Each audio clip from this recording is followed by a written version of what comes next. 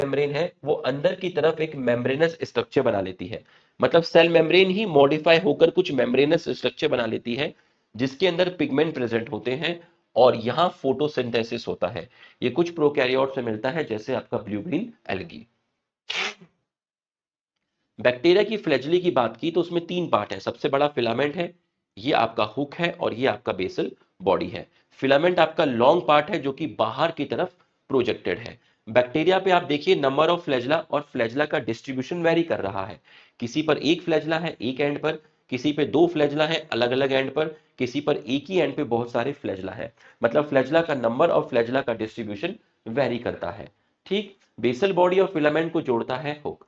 Flagella present है तो bacteria motile है, फ्लैजला एब्सेंट है तो नॉन मोटाइल है। फ्लैजला में फ्लैजलिन प्रोटीन आपका मिलता है। फ्लैजला आपका थिन फिलामेंटस और सेल वॉल का एक्सटेंशन है। क्लासिफिकेशन ऑफ बैक्टीरिया, आपके पास बहुत सारे बैक्टीरिया हैं।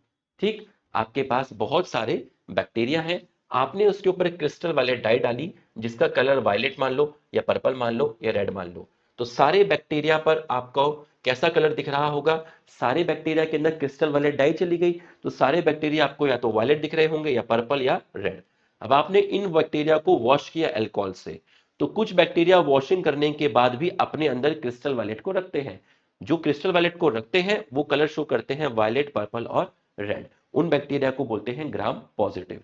जो बैक्टीरिया वॉशिंग करने के बाद क्रिस्टल वायलेट को लूज कर देते हैं वो बैक्टीरिया कलरलेस हो जाते हैं। और इनके ऊपर अगर मैं दूसरी डाई डालता हूं सैफरिन, जिसकी वजह से बैक्टीरिया का कलर आता है पिंक, इनको बोलते हैं ग्राम नेगेटिव बैक्टीरिया। प्रोकैरियोट का जो राइबोसोम है वो साइटोप्लाज्म में भी प्रेजेंट है और सेल मेम्ब्रेन पर भी अटैच है। ठीक है, 15 नैनोमीटर बाय 20 नैनोमीटर इसका साइज होता है। राइबोसोम मेम्ब्रेन लेस है, प्रोटीन सिंथेसिस में हेल्प करता है। 70s की छोटी यूनिट है 30s और बड़ी यूनिट है 50s। अगर एक एमआरएनए पर बहुत सारे राइबोसोम आ जाते हैं तो इसको आप पॉलीराइबोसोम बोलते हैं।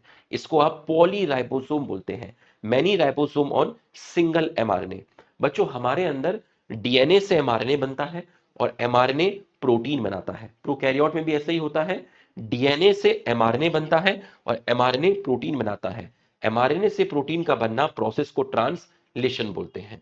ठीक, एस का मतलब है सिडवर्ग यूनिट। सिडवर्ग यूनिट रिप्रेजेंट करती है सेडिमेंटेशन कोफिशिएंट को। ठीक, तो इसका मतलब होता है वेलोसिटी।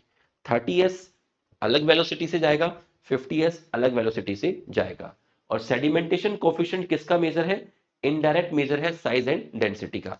जब आप सेंट्रीफ्यूज करते हो, ठीक, तो जिसका मॉलिक्यूलर साइज बड़ा है वो ज्यादा वेलोसिटी से मूव करेगा। जिसका साइज बड़ा है वो ज्यादा वेलोसिटी से मूव करेगा टेस्ट ट्यूब के अंदर। ठीक है, तो उसका सेडिमेंटेशन कोफिशिएंट ज्यादा होगा। तो जिसका साइज बड़ा है उसकी वेलोसिटी ज्यादा है और उसका सेडिमेंटेशन कोफिशिएंट ज्यादा है।